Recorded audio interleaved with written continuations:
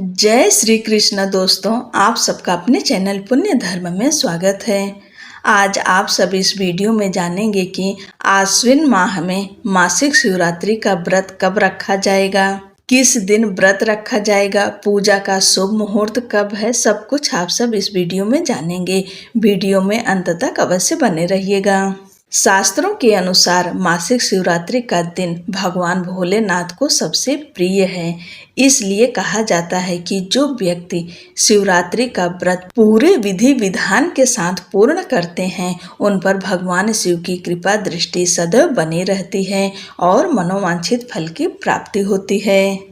अब जानते हैं चतुर्दशी तिथि कब शुरू होगी, कब समाप्त होगी और व्रत किस दिन रखना है। पंचांग के अनुसार आश्विन माह के कृष्ण पक्ष की चतुर्दशी तिथि प्रारंभ होगी 19 सितंबर 2025 को देर रात 11:36 पर और वहीं चतुर्दशी तिथि समाप्त होगी 20 सितंबर 2025 को देर रात 12:16 पर। शिवरात्रि के दिन भगवान शिव जी की पूजा निशा काल में होती है। इसके लिए 19 सितंबर को आश्विन महीने की मासिक शिवरात्रि मनाई जाएगी। इसी दिन व्रत रखा जाएगा और इस दिन निशिता काल में पूजा का शुभ मुहूर्त है रात 11:51 से लेकर देर रात 12:38 तक। इस शुभ समय में आप भगवान शिव और मां पार्वती की विधि विधान के साथ पूजा करें।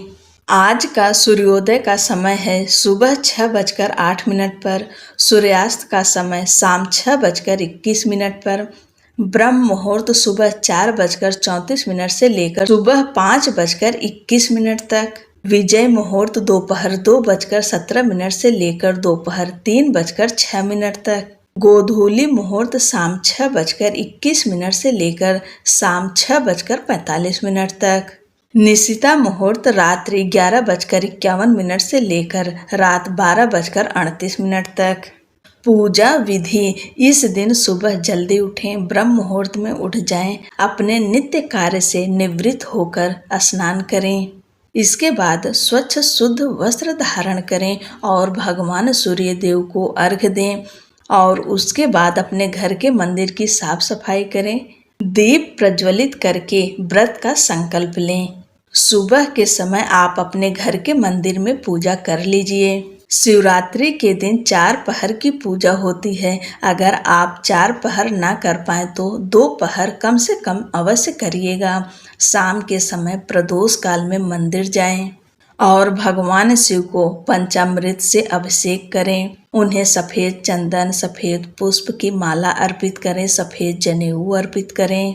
भगवान शिव को सफ़ेद चीज़ों का भोग लगाएं। आप चाहे खीर का भोग लगाएं या सफ़ेद मिठाई का भोग लगाएं। माता पार्वती को आज के दिन श्रृंगार की सामग्री अवश्य अर्पित करें और उन्हें लाल रंग की चुनरी अवश्य अर्पित करें। माता गौरा को रोली, कुमकुम, अक्षत, सिंदूर अर्पित करें। शिवरात्रि व्रत कथा सुने और आप चाहे ओम नमः शिवाय मंत्र का 108 बार वहीं बैठकर जप कर सकते हैं। अंत में आरती करें और व्रत पूजा में हुई गलतियों के लिए क्षमा प्रार्थना करें। इसके बाद आप चाहें निशिता काल में अपने घर में मिट्टी का यानी पार्थिव शिवलिंग बनाकर भी पूजा कर सकते हैं। जो भी मेरे भाई बहन रात्रि के समय पूजा नहीं करते हैं निशिता काल में, वह प्रदोष काल में विधि विधान के साथ पूजा अवश्य करें। अगर आप पार्थिव शिवलिंग बना रहे हैं तो शाम के समय उसे बनाकर रख दीजिए और कभी भी शिवलिंग को ऐसे नहीं छोड़ना चाहिए। उनके ऊपर बेलपत्र या अक्षत, एक दाना चावल अवश्य रख दीजिए। इसके बाद में पूरी सामग्री इकट्ठा करके रखे रहें और निशिता काल में पार्थिव शिवलिंग का पूजा करना बहुत ही फलदायी होता है।